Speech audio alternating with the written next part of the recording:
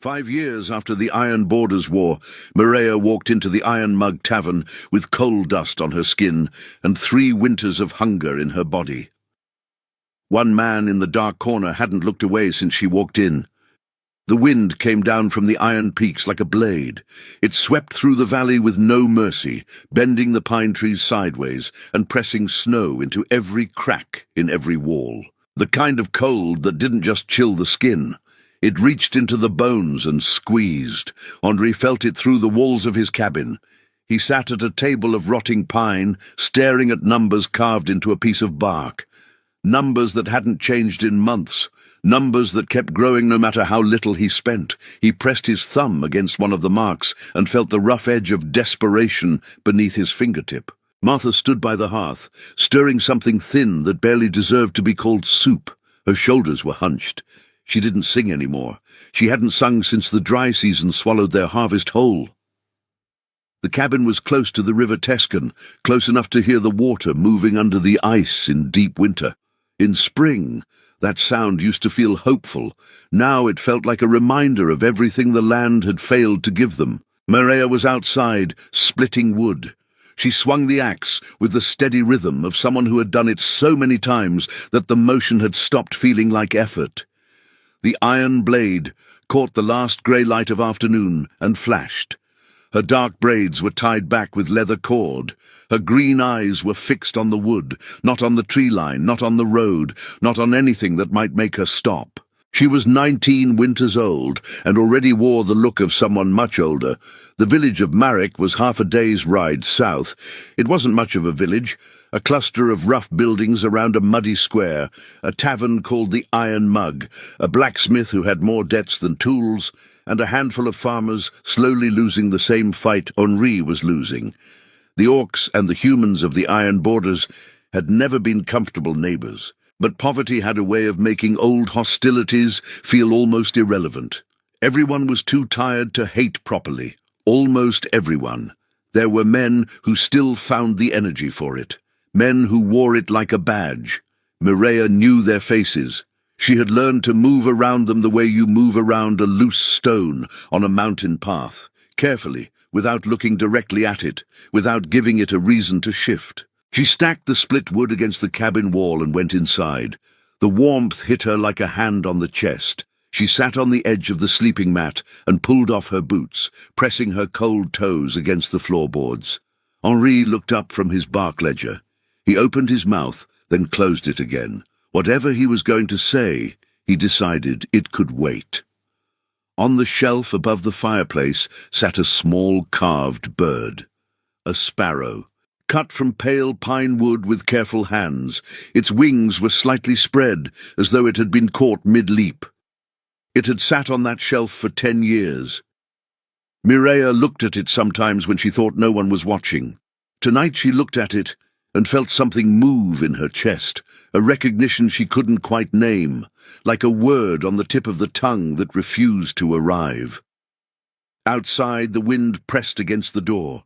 Somewhere to the north, in the thick dark of Thornwood Forest, something heavy moved through the trees. Captain Magnus arrived the next afternoon. He came out of the grey sky like bad weather, inevitable, loud, and impossible to ignore. His horse was broad-chested and well-fed, which said everything about the difference between his life and theirs. He rode into the yard with 2 men flanking him, both wearing short swords and the flat. Patient expressions of men paid to stand near violence without feeling it. The first guard was wide and slow-looking, built like a post. The second was leaner, a thin man with a narrow face they called Crow, who had the habit of watching things sideways, as though he never looked directly at anything he truly wanted. Magnus himself was thick through the middle and thin on top. He wore a long coat of oiled leather and held a cigar between 2 fingers, blowing grey smoke into the cold air. His boots were clean. In a place like this, clean boots meant you never had to work. He didn't dismount. He looked down at Henri, who had come out of the cabin at the sound of hooves, and smiled the way a man smiles when he already knows how the conversation ends. 420 silver pieces, Magnus said. No greeting. No pause, just the number dropped like a stone into still water. Henry's jaw tightened. I need until the river Tescan thaws. The land will produce by spring. I just need— You've needed until spring for 2 springs running, Magnus interrupted, exhaling smoke. I'm not a patient man by nature, Henri. I've become patient because it suited me. It no longer suits me. Inside the cabin, Mireia stood very still beside the window. She could see the scene in the yard through the cracked glass. Her father's hunched shoulders, the 2 guards with their hands near their sword hilts, Magnus on his tall horse, like a man performing authority for an audience. Her mother was behind her, one hand pressed to her mouth. The cabin, then, Magnus continued, tapping ash from his cigar. I'll take the deed. You can stay through winter as tenants, pay rent in labour. It's generous, all things considered. Henry said nothing. His hands were shaking. Magnus let the silence sit for a moment, then tilted his head. Something shifted in his expression, a calculation being completed. There is a third option, he said. I need strong backs for my compound in Goldport. There's work that needs doing. 5 years of labour contract from your orc girl would clear every mark you owe me, every last one. The word contract sat in the air like smoke. Mireia knew what it meant. She had heard the word before, spoken in back rooms and market squares, in the same quiet tone that men used when they wanted to avoid saying the thing they actually meant. A 5-year labour contract to Magnus's compound in Goldport was not work. It was a cage with paperwork. Her father took a step back, as though the words had pushed him. Her mother made a sound, not quite a cry, not quite a word. Something smaller and more broken than either. In the yard, the 2 guards didn't move. They just watched. Magnus drew on his cigar and waited. The afternoon was very cold and very quiet. Then, from the direction of the forest, came the sound of heavy hooves. The man who rode out of Thornwood was large enough to change the shape of the yard. He came slowly, without urgency, his horse moving at a walk that somehow managed to feel like a statement. The animal was enormous, a dark, roan stallion with thick legs and a broad chest, the kind of horse built for carrying weight over hard ground.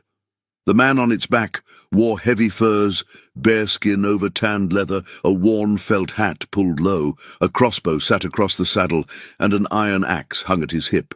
He smelled like wood smoke and pine resin and something older, the cold, dry smell of a man who had spent most of his life outdoors and had long since stopped noticing it. He pulled the horse to a stop between Magnus's men and Henry. Crow, the lean guard with the sideways gaze, took half a step back before catching himself. Magnus looked at the new arrival the way you look at weather, assessing, recalculating. You're blocking the road. Imvorist man, Magnus said. His voice had lost a degree of its ease. Move along, private land business. The man didn't look at Magnus. His eyes, grey, still and unhurried, moved to the window of the cabin. Just for a moment, just long enough. Mireia, watching through the cracked glass, felt something tighten in her chest. Not fear. Something older than fear. Something she couldn't name. I heard the terms, the man said. His voice was low, carrying the same deep weight as stone grinding against stone. 420 silver. This doesn't concern you, Magnus said. It does now. He reached inside his coat. Both guards drew, hands on hilts, no blades yet, but ready. He moved without hurrying, pulled a heavy leather bag from inside the coat and dropped it onto the ground. It hit the mud with a dense, heavy sound that was different from the sound of silver coins. Fuller, slower. Crow bent and opened the cord. His eyes widened. Gold, not coins. Raw nuggets, dense and dull yellow, pulled from deep stone. Iron Peak gold. Crow looked at Magnus and nodded once. 500, the man said. The debt is paid. The contract belongs to me. Magnus's jaw moved. He looked at the bag, at Crow's expression, at the man on the horse. The cigar had gone cold in his fingers. He wanted to argue. Mireia could see it from the window. the way his chest expanded and his chin lifted, but there was something about the way the man in furs sat in the saddle, completely still and completely prepared, that made argument feel like a poor investment. Magnus looked down at Henry.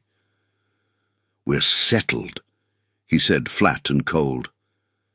"I want nothing more to do with this land." He turned his horse and rode without another word.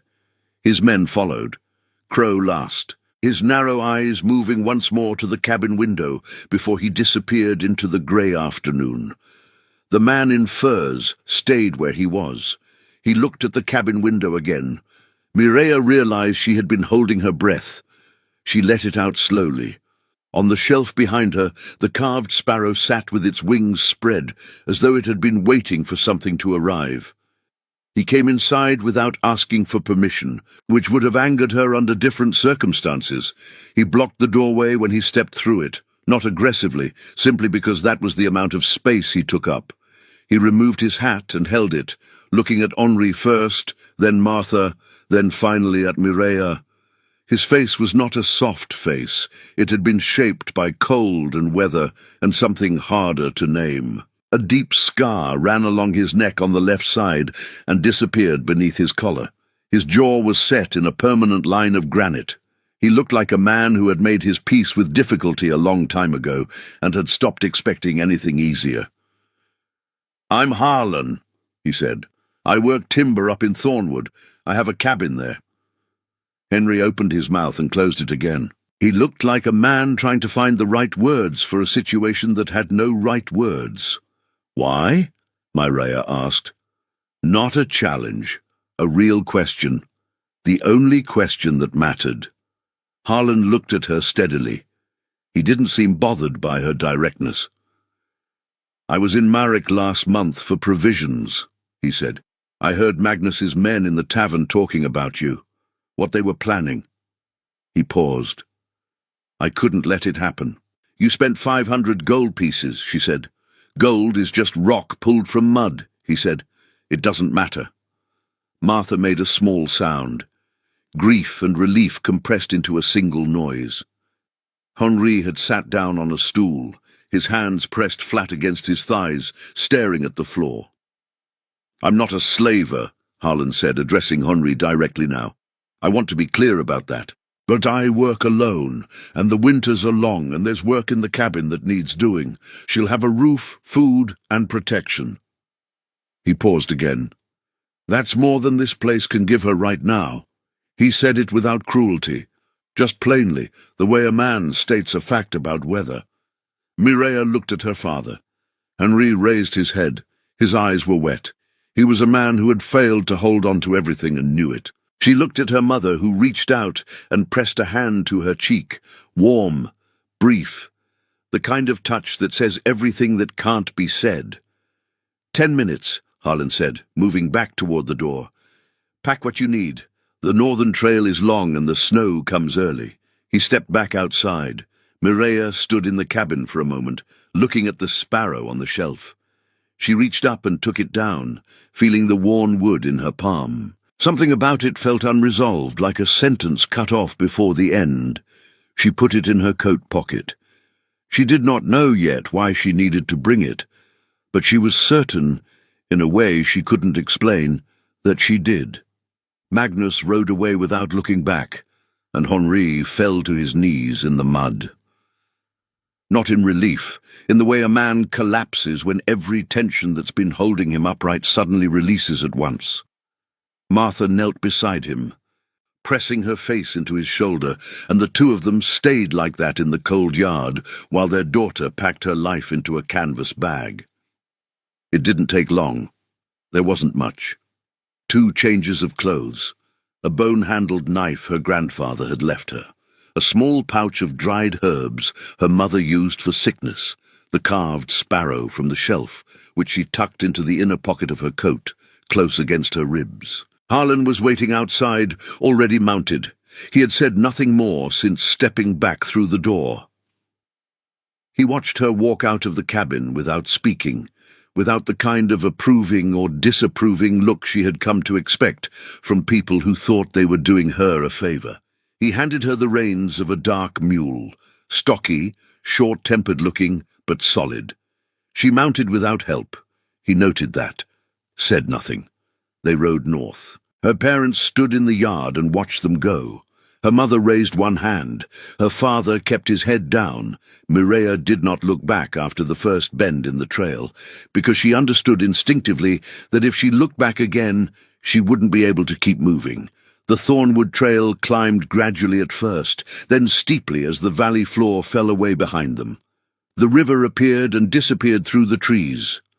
The Tescan, grey and carrying ice, moving fast over the stones below. Pine trees pressed in from both sides, tall and very old, filtering the light into something thin and blue. Harlan rode ahead, keeping a pace that was steady but not punishing. He checked the sky more than the trail, reading the clouds the way a man reads a map. Mireia watched him. She was not afraid exactly. She had known fear often enough to recognize it, and this was something different. Something more like waiting, like standing at the edge of something that had not yet revealed its shape. On the second night, they camped in a shallow hollow between two fallen pines. Harlan built a fire with the efficiency of someone who had built 10,000 fires and no longer had to think about it. He gave her dried meat and hard bread from his pack. He did not sit close to the fire. He sat back from it, at the edge of the light, eating in silence. She looked up once and caught him watching her. He looked away without embarrassment. That night, the wind moved through the pines above them with a sound like breathing, and Mireia lay in her bedroll staring at the dark shapes of branches overhead, feeling the carved sparrow solid and small against her ribs, and thinking about 10 years ago, about cold water, about a hand reaching down. She hadn't remembered the boy's face, but she remembered his smell. They reached Thornwood on the 4th day. The forest thickened as they climbed, the trees becoming older and wider until the trail moved through a kind of living corridor. Trunks wider than a man's arm span, roots running over the ground like ropes, the canopy so dense that the snow fell in irregular patches rather than a steady sheet. Then the trees opened into a clearing. Mireia pulled her mule to a stop. The cabin was not what she had expected. It was not large, but it was solid in a way that the word solid doesn't quite capture. Built from trunks halved and fitted with the kind of precision that takes years to develop. The gaps chinked with moss and pine resin, the cedar roof tight and dark with age. A stone chimney rose from the center, already breathing smoke. A stable stood to one side, properly built, with a bolted door. Beside it, a root cellar entrance angled into the earth.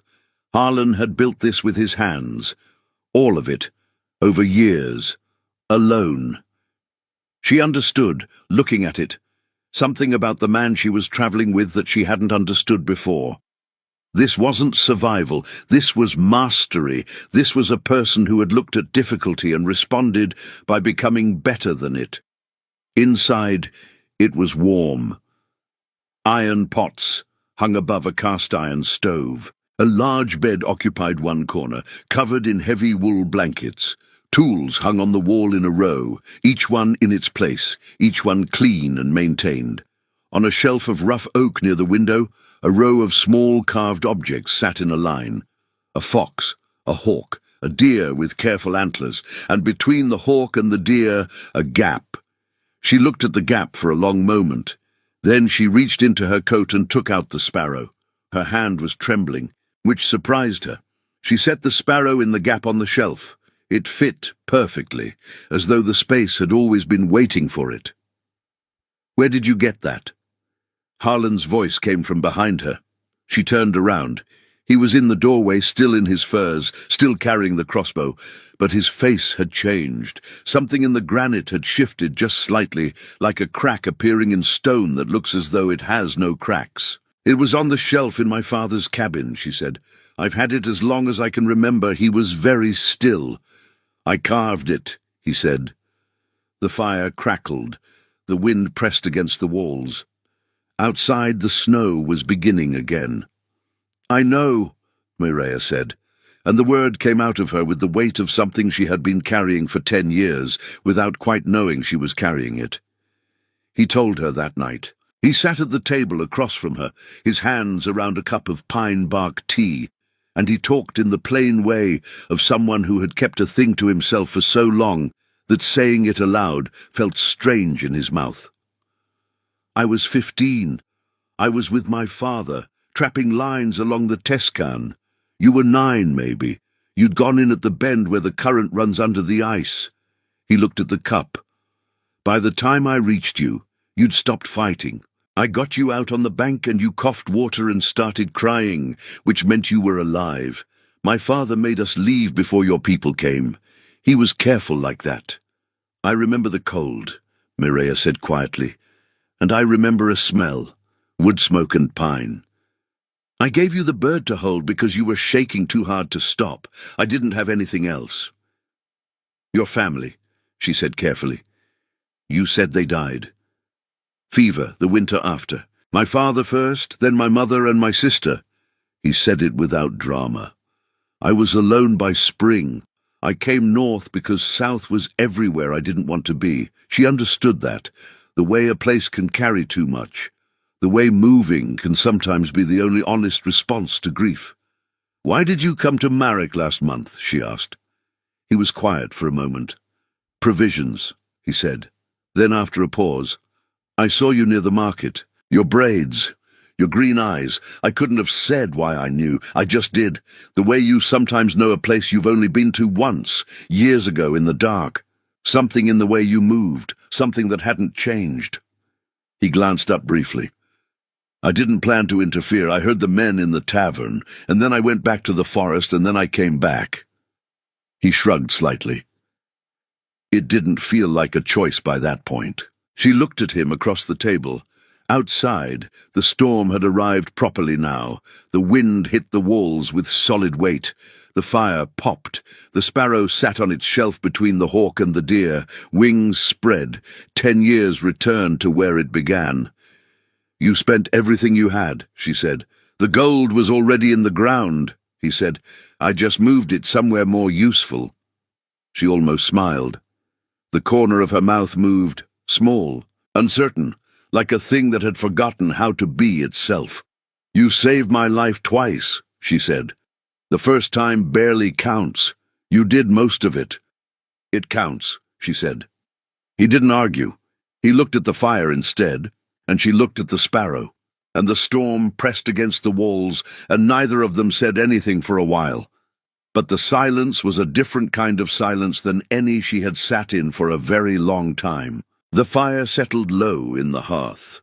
The shadows in the cabin deepened, and in that stillness Mireia became aware of something. On the far wall, where the tools hung in their row, a shadow moved. Not with the fire, against it. It shifted sideways, slow and deliberate, like smoke with intention. She watched it. It held the rough shape of a figure, tall, thin, head slightly bowed, and then it was simply gone, absorbed back into the wood of the wall. She said nothing. She looked at Harlan. He was watching the fire, unaware. Her grandmother had spoken of such things, spirits that followed bloodlines, that appeared before significant turns, not to harm, but to mark, to witness. She looked at the sparrow on the shelf, then back at the wall. Whatever had stood there was gone. But the sense of being observed remained through the night, not threatening, not malicious, patient, ancient, as though something that had waited a very long time had simply noted that the waiting was nearly done. January arrived like a sentence with no end. The snow packed 3 feet deep against the cabin walls. The trees groaned under ice. The Scen was locked solid from bank to bank. Days were short and grey. Nights were long and absolute. They built a life in it. Harlan taught her to use the crossbow, starting her on targets nailed to a pine, then on moving things, then on reading the wind before she shot. She was a fast learner, which he noted without ceremony. He taught her to work leather with a bone needle and render fat from elk tallow for the oil lamps. She taught him her clan's method for preserving meat with juniper smoke and salt crust, longer lasting than anything he'd been doing. He used it without comment, which was, she had learned, his version of a compliment. They talked more as the weeks passed, carefully at first, then with more ease. She told him about the clans, the Jade Claw Federation, and the scattered camps along the Green Shadow Canyon. The way the war had dispersed everything, broken the old roots, scattered kin across the iron borders like seeds thrown into the wind. He listened without the expression she had come to expect from humans when she talked about her people. He just listened. He told her in pieces about the war, about the things he had seen, about the reason he had chosen Thornwood and silence. Then January turned, and the elk stopped coming to the south clearing. Then the mules started sleeping against the stable walls instead of standing. Then one night, long past midnight, the sound of splintering wood tore through the dark. Harlan was out of his bedroll before Mireia had fully woken. He grabbed the iron axe from the wall and moved to the door. She sat up, listening. The mules were screaming. "Stay inside," he said. She didn't. She grabbed the crossbow he'd hung by the door, already loaded, already set, and followed him into the yard. The cold hit her like a wall. The lantern she'd grabbed threw orange light across the snow, catching something massive in the stable doorway. A saber-tooth. Lean with hunger, heavy with desperation, its pelt patchy over its ribs. It had torn the stable door half from its hinges and was inside with the animals. Harlan went in. She heard the collision, the roar, the crash of something heavy against wood. She came around the side, found the gap in the boards Harlan had cut years ago for ventilation, and looked through. He was down. The cat had torn open his chest and his left leg before he'd buried the axe in its skull. It was dead. He was alive, barely. She got him inside. She had never moved anything so heavy in her life.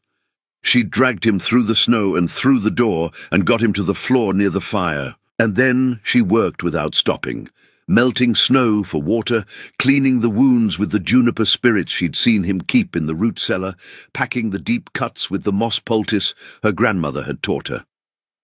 His fever came by morning. For 3 days she slept in short intervals on the floor beside him, keeping the fire high, boiling broth from the last of the dried elk, pressing cloths soaked in cold river water to his forehead when the heat rose too high. On the 4th day he opened his eyes. She was asleep with her head on her arms at the table. He looked at her for a long time before he let himself rest again. The firelight moved over her face. Outside, the storm had broken, and the sky was clear for the first time in weeks. The sparrow watched from the shelf. Something between them had shifted in those 4 days, as things shift when people move through serious danger together. Something that couldn't be named and didn't need to be. Spring came on a Tuesday, not gently. It came the way spring comes in the iron borders, violent and sudden, the ice on the Tescan cracking with sounds like cannon fire, the snow on the roof sliding off in sheets, the mud rising up through the clearing in dark patches as though the earth was breathing out after holding its breath for months. Harlan was on his feet by then, moving slowly and favoring his left side, but moving. The scars on his chest would stay. The deep wound in his leg would ache in cold weather for the rest of his life.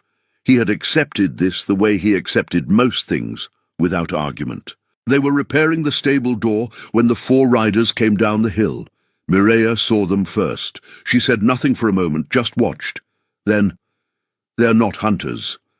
Long leather coats, crossbows on their backs. The flat, patient expressions she recognized from Magnus's men multiplied. Harlan put down the hammer. The rider in front was Crow, the lean enforcer with the narrow face who had stood in the yard the day of the deal, the one with the sideways gaze who had been last to ride away. He pulled up at the edge of the clearing and looked at the cabin, then at Mireia, then back at the cabin. "The girl's parents died last month," he said. "Fever." He paused. "Turns out their land sits over a silver vein, a rich one. Magnus wants the deed." "She's not here for Magnus," Harlan said. "She doesn't need to be here for Magnus," Crow said. "She just needs to not be alive. Harlan took one slow step to his left, putting himself between Maria and the riders. "Cabin," he said quietly, not looking at her. She was already moving.